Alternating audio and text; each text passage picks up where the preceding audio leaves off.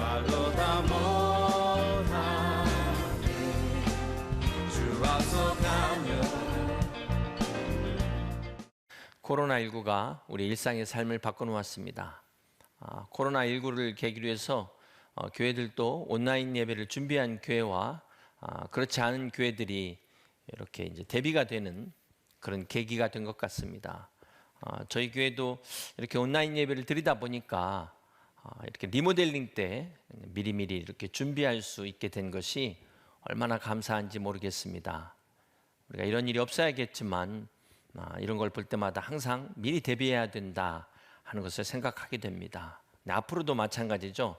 앞으로도 어떤 일이 일어날지 모르지만 우리가 이제 미리미리 대비하는 그런 교회가 되길 바라고, 여러분 가정도 그렇게, 여러분 기업도 미리 대비하실 수 있는 그런 기업이 되시길 주님의 이름으로 축복합니다.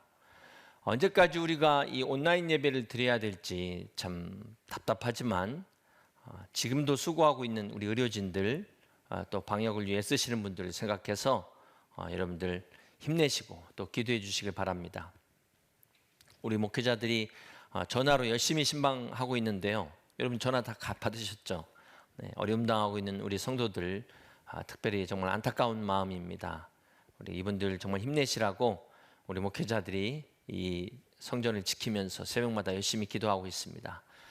또 여러분들도 그런 의미에서 한번 힘찬 격려의 박수 한번 부탁드립니다. 네, 여러분도 박수 치신 줄로 믿습니다. 네, 이 박수 소리가 어려운 가운데 있는 우리 성도들에게 큰 힘이 되시길 주님의 이름으로 축복합니다. 오늘 본문은 사복음서 중에 마태, 마가, 누가 복음 세 곳에 기록된 말씀입니다. 여러분 그 죽은 나사로가 그 살아나는 그 말씀이 어디에 나오죠? 요한복음 11장에 나오는데 죽었다 살아난 나사로의 말씀도 사복음서에 딱 한 곳에 나오는데 오늘 본문의 말씀은 세 군데 나온다는 것입니다. 네, 나사로가 죽었다 살아나는 것보다도 더 의미 있는, 우리가 더 기억해야 될 중요한 사건이라는 것입니다. 왜냐하면 오늘 이 본문은 우리 주님이 어떤 분이시냐, 바로 우리의 죄를 사하시는 죄사함의 권세를 가지신 하나님이시라는 것을 지금 처음으로 공개하고 있기 때문에 그렇습니다. 여러분 이단들이 저렇게 많은 사람들이 이단에 몰리는 이유가 공통적인 게 그 이단들이 하는 게 치유사역이에요. 병고침입니다. 그래서 거기에 사람들이 많이 모이는데 이단이기 때문에 대부분은 가짜입니다. 사기죠. 설사 거기 진짜 그런 역사가 나타난다 하더라도 그것은 하나님의 역사가 아니라 거짓 영, 악한 영의 역사라는 것을 우리는 기억해야 될 것입니다. 예수님 당시에도 많은 사람들이 주님 곁을 따라다닌 이유가 예수님의 능력 때문이었죠. 예수님의 능력 때문이었는데 중요한 사실은 정작 예수님이 어떤 분이신가를 깨닫지를 못하고 있었다는 것입니다. 예수님은 바로 죄사함의 권세를 가지신 하나님의 아들이셨습니다. 오늘 본문에 이 중풍병자를 데리고 온 4명의 사람들이 아시는 것처럼 이 남의 집 지붕을 뚫습니다. 이거 너무나 이기적인 행동입니다. 비난받아 마땅한 일이죠. 그런데 우리 주님의 관점은 달랐다는 것입니다. 오늘 본문 우리가 마태복음 9장 2절을 다시 한번 보겠습니다. 침상에 누운 병자, 중풍병자를 사람들이 데리고 오거늘, 이 밑에 나오는 거 함께 있습니다. 예수께서 그들의 믿음을 보시고. 마태복음, 마가복음, 누가복음에 공통적으로 똑같이 기록하고 있는 부분이 바로 그들의 믿음을 보시고 라는 것입니다. 중풍병자 한 사람을 보신 것이 아니라 그 4사람의 믿음을 보시고 라는 것은 칭찬의 의미가 담겨져 있습니다. 그러시면서 뭐라고 말씀하십니까?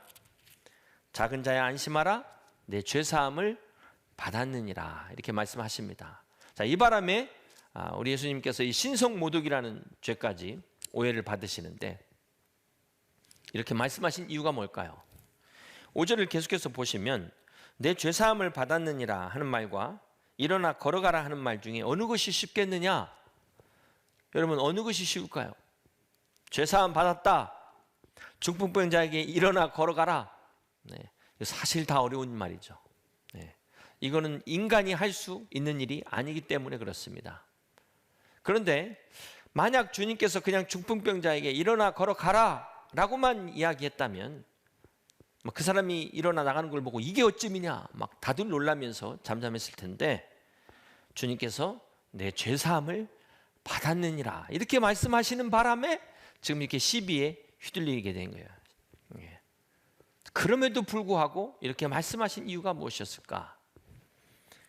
우리 6절을 계속해서 봅니다. 그러나 함께 있습니다. 인자가 세상에서 죄를 사하는 권능이 있는 줄을 너희로 알게 하려 하노라. 그렇습니다. 여러분, 이 말씀을 통해서 우리가 두 가지를 기억해야 되는데요. 첫 번째는 예수님은 어떤 분이십니까? 우리의 죄를 사하시는 권능을 가지셨다. 예수님이 하나님이시라는 것을 말씀하고 있는 것입니다. 예수님께서 기적을 행하시는 것은 사람이 아니라 하나님이시라는 것이고요. 하나님이 바로 우리의 죄를 사하실 수 있는 권세를 가지고 계신다는 것입니다. 그리고 또 하나, 두 번째 우리가 기억해야 될 것은 바로 이 죄와 병과의 관계입니다. 죄사함이 바로 병의 근본을 치유하는 것입니다. 여러분, 우리 주님께서는 이 중풍병자의 그 겉모습만 보실 것이 아니라 그 마음의 중심을 보셨죠. 그리고 그의 근본적인 문제인 죄를 지적하셨습니다. 우리가 오해하지 말아야 될 것은 이 중풍병이 죄다 이게 아니고 중풍병자의 문제가 바로 죄라는 사실입니다. 여러분, 우리가 병의 원인을 찾아야 치료를 받잖아요. 그래서 병원 갈 때마다 그냥 검사를 다 처음부터 다시 하고 그렇게 하는 이유가 원인을 찾기 위함입니다. 만약에 내가 어떤 병이 내가 몸을 잘못 관리해서 생겼다면은 그거는 어떻게 해야 됩니까? 관리를 잘 해야 되잖아요. 그런데 만약에 내 병이 원인이 무슨 병이든 죄로 비롯돼서 왔다면 그것은 아무리 관리를 열심히 한다 하더라도 해결할 수가 없습니다. 왜냐하면 이 죄의 근본 문제를 해결해야 되기 때문에 그렇습니다. 여러분 잘 아시는 이솝 우화에 보면은 그 낙타와 주인 유명한 이야기가 있습니다. 사막에서 이 한밤중에 이제 텐트에 이제 주인이 혼자 자는데 낙타가 너무 추운 거예요. 그래서 낙타가 머리만 들여 밀면서 주인한테 내 눈이 커서 모래바람이 들어오는데 좀 머리만 넣게 해달라고. 생각해보니까 너무나 불쌍해서 그래 머리만, 그랬더니만 너무 춥다고 앞발만 좀 넣게 해달라고. 그러더니만 어떻게 됐습니까? 밤이 지나고 나서 보니까 낙타가 텐트 안에 들어가 있고 주인은 텐트 밖으로 쫓겨났다는 그런 이야기입니다. 여러분 이걸 보면 우리가 야고보서 1장 15절의 말씀이 생각나요. 욕심이 잉태한 즉 무엇을 낳습니까? 죄를 낳고, 죄가 어떻게 된다고요? 장성한다고 그랬어요. 죄가 장성한 즉 사망을 낳느니라. 여러분 죄가 가만히 있는 게 아니라는 거예요. 죄가 잘합니다. 죄를 절대로 무시해서는 안 돼요. 에이 이까짓 것쯤이야. 딱 한 번만의 순간으로 주종관계가 바뀌어버리는 거예요. 코 끼는 겁니다. 소를 콧들어 갖고 이렇게 끌고 가듯이 한 번의 죄가 우리를 콧들어 가지고 끌고 가버린다는 거예요. 여러분 그렇기 때문에 우리가 이 죄를 우습게 봐서는 안 되는 거예요. 이 죄에 대한 말씀을 절대로 듣기 싫어해서는 안 되는 것입니다. 우리가 죄를 이기는 비결이 뭘까요? 그것은 죄를 깨닫고 회개하는 길밖에 없습니다. 우리는 절대로 인간은 이 스스로 죄 문제를 해결할 수가 없어요. 그래서 하나님이신 예수님이 이 땅에 오셔야만 했던 것입니다. 우리가 이제 순환절을 우리가 지금 맞이하고 있는데요. 사순절 기간을 우리가 지금 보내고 있는데 주님이 이 땅에 오셔서 고난받으시고 십자가에 지셔야 됐고 부활하셔야 되는 것은 바로 우리의 죄 문제를 해결하시기 위함입니다. 이 시간 우리의 죄를 사하시는 우리 주님 앞에 나오시길 바랍니다. 지금도 여러분 얼굴 메고 있는, 내가 이걸 끊어야 되는데 끊지 못하는 이런 것들이 있다면 생명의 성령의 능력의 법으로 모든 죄와 사망의 법에서 해방되시길 주님의 이름으로 축원합니다. 여러분 제가 가지고 온 모든 질병으로부터 자유함을 얻으시기를 주님의 이름으로 축복합니다. 이것이 진정한 회복이에요. 우리의 영혼과 우리 육신의 회복이 여러분 가운데, 여러분 가정 가운데 임하시기를 주님의 이름으로 축원합니다. 오늘도 지난주 이어서 우리가 어떻게 우리의 믿음을 잘 세워야 될 것이냐, 우리의 믿음의 본질에 대해서 이야기하면서 이 칭찬받는 믿음에 대해서 우리가 함께 은혜를 나누고 있습니다. 오늘 이 중풍병자를 데려온 사람들이 예수님께 칭찬받은 그 이유, 우리가 몇 가지를 함께 살펴보면서 은혜를 나누려고 합니다. 여러분, 이 중풍병자를 주님께 데려온 사람들이 어떤 사람인지 성경은 자세히 말하고 있지를 않습니다. 그냥 거기 다 사람들이라고만 했지 이 친척이었는지 친구였는지 우리는 알 길이 없어요. 중요한 사실은 이 네 사람의 공통점이 한 영혼을 사랑했다. 어떻게든 이 병자가 예수님 만나게 하기 위해서 그들은 지붕을 뚫기까지 하나 되었다는 겁니다. 그렇게 민폐를 끼쳤지만 주님은 그들의 믿음을 보셨다는 것입니다. 혹시나 이것을 또 잘못 적용할까 봐 좀 염려가 되는데요. 그렇다고 해서 내 믿음 때문에 남에게 피해를 줘도 되냐? 결코 그럴 수 없느니라. 그럼 마가복음 5장에 보면 거라사 지방에 이 귀신 들린 자를 구하기 위해서 주님이 어떤 대가를 지불하십니까? 거기 돼지떼 2,000마리가 수장되는 돼지떼 2,000마리 어마어마한 대가를 지불하죠. 이것은 한 생명의 가치가 얼마나 귀한가 이걸 말씀하시는 거지, 남의 재산 피해 주면서까지 나만 은혜 받고 나만 잘 되라, 그렇게 받아들이시면 이 본문을 잘못 이해하신 것입니다. 오늘 본문이 주는 교훈이 뭘까요? 자, 이 중풍병자를 데려온 이 사람들이 이렇게 한 영혼을 주님 앞에 데려가기 위해서 노력한 것처럼 나는 주님을 만나기 위해서 어떤 노력을 하고 있냐, 어떤 수고를 하고 있냐는 것입니다. 어떤 대가를 지불하고 있냐는 것입니다. 아마 지금 온라인 예배도 지각하는 분들이 반드시 계실 것입니다. 여러분, 그런데 그 사람들은 아마도 평소에 지각하는 사람일 거예요. 이 온라인 예배도 저는 볼 수가 없지만 이 여러분 들어오는 시간에 따라서 숫자가 딱딱 나옵니다. 그래서 참 제가 안 보이기 때문에 오히려 솔직하게 이야기할 수 있어서 제가 오히려 편하네요. 오늘 본문에 이 중풍병자의 친구들이 칭찬을 받은 것은 뭐 때문에요? 한 영혼을 인도하기 위해 4명이 수고를 합니다. 그 현대종교 4.55 잡지에 보니까 그 신천지 그 통계가 나왔는데 작년에 신천지 전도 숫자가 작년 한 해 36,000명이랍니다. 3,600명이 아니라 36,000명이 작년에 신천지 전도대 갔다는 거예요. 우리가 전도하지 않으니까 이렇게 신천지가 난리를 핀다는 겁니다. 사랑하는 성도 여러분, 사실 이렇게 어려울 때일수록 우리 영적으로 보면 그 사람들은 하나님 앞에 나갈 수 있는 기회예요. 전도할 수 있는 기회입니다. 물론 만나기가 어렵지만은 우리가 얼마든지 문자로 카톡으로 전할 수가 있잖아요. 세상의 소망이 다 끊어졌잖아요. 하고 싶은 거 할 수가 없잖아요. 이런 때 여러분 주변에 잃어버린 영혼들을 위해서 기도해 주시고 정말 그 한 영혼을 사랑하는 여러분 되시기를 바랍니다. 지난주에 그 헌금이 직접 교회로 2분이 왔는데 대구 의료진을 위해서 써달라는 헌금하고 또 꼭 필요한데 써달라는 헌금이 왔습니다. 그래서 우리 교회도 이 헌금에 함께 우리 교회 구호비까지 동참을 해서 지난번에는 우리가 대구 경북 지역에 보냈지만 이번에는 우리 영등포 지역을 위해서 수고하는 지금 애쓰는 분들을 위해서 전달을 하려고 합니다. 여러분도 각자의 자리에서 동참하시길 바랍니다. 어떤 방법이 있을까요? 뭐 혹시 임대료 받으시는 분 계십니까? 그렇다면 여러분도 임대료 깎아주기에 동참하실 수 있기를 바랍니다. 여러분 그래도 임대료를 내는 사람이 아니라 받는다는 게 얼마나 참 감사해요. 이런 때 함께 고통을 분담해서 정말 그 한 영혼을 사랑해서 임대료를 깎아줄 수 있다는 것, 여러분 그 주님 앞에 칭찬받는 비결입니다. 두 번째, 이 중풍병자를 데려온 이 사람들이 칭찬받은 이유가 뭘까요? 이 병자를 데리고 왔는데 주님 앞에 나갈 수가 없는 거예요. 장애물에 부딪힌 겁니다. 여러분 명심하세요. 우리가 은혜 받기 위해서 주님 앞에 나갈 때는 반드시 뭐가 있다? 장애물이 있다. 우리는 지금 나오고 싶어도 못 나오는 상황이지만 평상시에 우리가 얼마든지 나올 수 있다고 해서 나오냐? 그게 아니라는 거예요. 보이지 않는 장애물이 있습니다. 이것을 우리가 뭐라고 말하죠?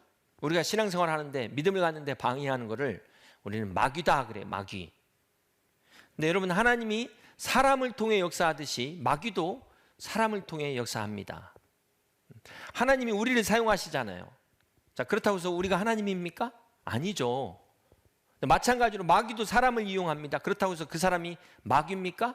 네. 여러분, 그 기분 나쁘게 생각하지 마시고, 네. 마귀 짓과 마귀는 다른 것입니다. 이게 빨리 깨닫는 게 중요해요. 이 마귀 역사의 공통점이 무엇입니까? 가장 가까운 사람을 이용한다는 것입니다. 가정에서 보세요. 남편의 신앙생활을 가장 가로막는 게 아내일 수가 있어요. 아내의 신앙생활에 가장 결정적 방해가 남편이 될 수 있다는 거예요. 그렇다고 해서 남편이 마귀고 아내가 마귀다? 네. 결코 오해하지 마시길 바랍니다. 이건 마귀짓이죠, 마귀짓. 올해 이제 이렇게 개학이 늦어진 바람에 우리 참 수험생들이 힘들어지게 생겼습니다. 네. 또 수험생도 열심히 힘내시고, 네. 지금 고3인데 네가 교회 갈 때냐? 정말 그 고3의 그 간절한 심정을, 하나님 앞에 예배하고 싶은 심정을 가로막는 게 누구예요? 부모예요, 부모. 네. 부모가 마귀가 아니라 마귀짓이라는 것입니다. 교회도 마찬가지예요. 이 마귀가 교회 안에서 역사해요. 하나님의 역사도 사람을 통해서 전도한다면 마귀의 역사도 사람을 통해서 이 템테이션, 유혹한다는 것입니다. 누구는 전도해가지고 지금 다 교회로 그렇게 네 사람이 하나 돼갖고 한 명 데려왔더니만, 아니 세상에 그 사람을 내쫓는 사람들이 있어요. 상처를 팍팍 줘가지고 내쫓아버려요. 그리고 정작 당사자는 몰라요. 자기는 몰라. 왜 안 나오는지도 모른다는 거예요. 정말로 안타까운 말, 정말로 안타까워요. 네, 여러분, 그렇다고 해서 이 상처받고 떠나는 게 잘했다, 그건 아니고요. 네. 상처받았다고 속지 말라는 거예요. 상처받을 수 있습니다. 그러나 여러분, 속지는 마세요. 우리가 인생을 살아갈 때 장애물이 있을까요, 없을까요? 이렇게 생각지 못한 일들을 경험하잖아요. 자, 그때마다 어떻게 해야 됩니까? 그때마다 떠나면 우리가 어떻게 되겠어요? 그때마다 때려치면 어떻게 되겠습니까? 이 장애물을 피하는 법을 배워야 되는데, 이 장애물을 만나지 않는 방법은 있습니다. 여러분, 아무것도 안 하면 돼요. 아무것도 안 하고 그냥 조용히 왔다 조용히 가면 장애물 없습니다. 그러나 명심하세요, 축복도 없어요. 그러나 여러분이 은혜 받고 하나님 앞에서 뭔가 섬기려고 작정하는 순간, 그때부터 그 테스트가 있다. 아브라함이 믿음의 조상으로 하나님 앞에 축복받는데요, 그가 어떻게 축복받습니까? 아들 이삭을 하나님 앞에 번제로 드리라고 합니다. 하나님은 드릴 걸 아셨을까요? 몰랐을까요? 아시죠? 그런 하나님이 왜 칼을 뽑을 때까지 기다리셨을까? 여러분, 오늘 우리 신앙생활에 있어서 내가 하나님 앞에 나갈 때 반드시 장애물이 있다는 걸 명심하시고, 네, 그때마다 기억하세요. 장애물은 믿음으로 넘는 겁니다. 영적 장애물은 믿음으로 뛰어넘는 거예요. 제가 좋아하는 말씀 중에 시편 18편 29절이 있는데 우리가 같이 한번 읽을까요? 이 밑에 자막에 나갑니다. 함께 있습니다. 내가 주를 우려하고 적군을 향해 달리며 내 하나님을 의지하고 담을 뛰어넘나이다. 네, 이 도둑이 좋아하는 말씀이에요. 여러분, 이 담을 뛰어넘다, 이 담이, 네, 장애물을 의미해요. 장애물. 네. 오늘 우리 앞에 있는 장애물을 어떻게 뛰어넘어야 될까요? 네, 우리 높이뛰기 선수입니까? 기도로 뛰어넘어야 돼. 기도로. 사방으로 우겨쌈을 당하고 있는 이 장애물, 그런다고 해서 우리가 포기하면 안 되는 거죠. 어떻게 해야 돼요? 위를 바라봐야 되는 것입니다. 위를. 그래야 이걸 돌파할 수 있잖아요. 오늘 본문에 이 중풍병자를 데려온 네 사람도 사방으로 사람으로 둘러싸이니까 포기할 수밖에 없었어요. 그런데 그들이 포기하지 않은 이유는 위를 바라봤다는 거예요. 위를. 네. 위를 보니까 지붕이 보인 거예요. 지붕이. 사랑하는 성도 여러분, 그렇습니다. 여러분, 어떤 장애물이 여러분을 막고 있습니까? 우리 땅을 보면 한숨밖에 안 나와요. 한탄밖에 안 나옵니다. 자, 이럴 때일수록 우리는 어디를 바라야 됩니까? 네, 위를 바라봐야 돼요. 위를 바라본다는 게 뭘까요? 그럼에도 불구하고 포기하지 않는 믿음을 말하는 것입니다. 위를 바라본다는 것은 무엇을 말할까요? 바로 우리의 믿음의 주요 온전케 하시는 예수 그리스도 표대를 바라보는 믿음을 말하는 것입니다. 오늘 본문은 예수님께 칭찬받은 이 사람들, 같은 목표가 있었어요. 오직 이 환자 한 명을 예수님 앞에 데려간다는데 여기에 그냥 이거 하나에 올인한 사람들이에요. 오직 예수 그리스도만을 바라본, 앞에 수많은 사람들, 그들을 바라보지 않고 사람의 벽을 바라보지 않았다는 거예요.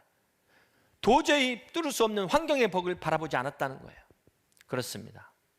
오늘 사랑하는 성도 여러분, 이 코로나의 벽도 마찬가지입니다. 오늘 이런 상황 가운데 오직 위를 바라보심으로, 예수 그리스도를 바라보심으로 여러분의 모든 장애를 극복하시길 주님의 이름으로 간절히 축원합니다. 세 번째, 이들이 칭찬받은 이유가 무엇일까요? 여러분, 이 네 사람이 성경에 누군가 나와 있지 않습니다. 전혀 언급이 없어요. 그러나 얼굴도 다르고 키도 다르고 덩치도 달랐을 것입니다. 성격도 달랐을 것입니다. 그렇죠? 그런데 딱 하나, 믿음이 같았다는 거예요. 그렇습니다. 여러분, 우리가 이 신앙이라는 것은 무엇입니까? 한 성령 안에서 같은 믿음을 갖는 거예요. 이게 다른 쪽으로 가니까 이단이 되는 거 아닙니까? 한 믿음을 갖는다는 것은 한 마음을 갖는 거예요. 이 중풍병자를 위해서 한 마음이 되었기 때문에 함께 같이 지붕을 뚫었고 내릴 때도 서로 하나 돼가지고 협력해서 쫙 주님 앞에 내려서 이런 기적이 나타났다는 거예요. 아니, 나는 동의하지 않으니까 니들 마음대로 해. 이건 방관자죠. 이런 신앙은 절대로 하나님의 능력을 경험할 수가 없습니다. 교회는 그리스도가 머리가 된 한 몸의 지체예요. 그래서 우리가 이 뜻도 하나지만 행하는 것도 하나 되어야 돼요. 나는 동의하지 않으니까 니들 알아서 해. 여러분, 만약에 그 네 명의 친구 중에 한 명이 동의하지 않아가지고 그냥 대충 했다고 해보십시오. 그럼 이게 균형이 지붕에서 내려오는데 이 침상이 균형이 안 맞으면 떨어져서 더 크게 다칠 수 있잖아요. 오늘 명심하셔야 됩니다. 칭찬받는 믿음은 같은 목적을 가졌지만 끝까지 하나 돼서 함께 이루었다는 것입니다. 이것이 이들이 칭찬받았어요. 사랑하는 성도 여러분, 이제 말씀을 정리합니다. 오늘 이 중풍병자는 참 복을 받았는데 어떤 복을 받았습니까? 좋은 친구를 만난 겁니다. 지금 자기 몸은 손 하나 까딱 움직일 수가 없잖아요. 죄가 이렇게 만들었는데 그럼에도 불구하고 이 믿음의 친구들 덕에 병고침 받고 죄사함까지 얻는, 구원까지 받는 축복을 누립니다. 여러분 어떠십니까? 요즘 우리가 이 사회적 거리두기 때문에 이 만남을 다 미루고 있잖아요. 그래서 이 중요한 만남까지도 지금 못하고 있는, 너무나 안타까운데요.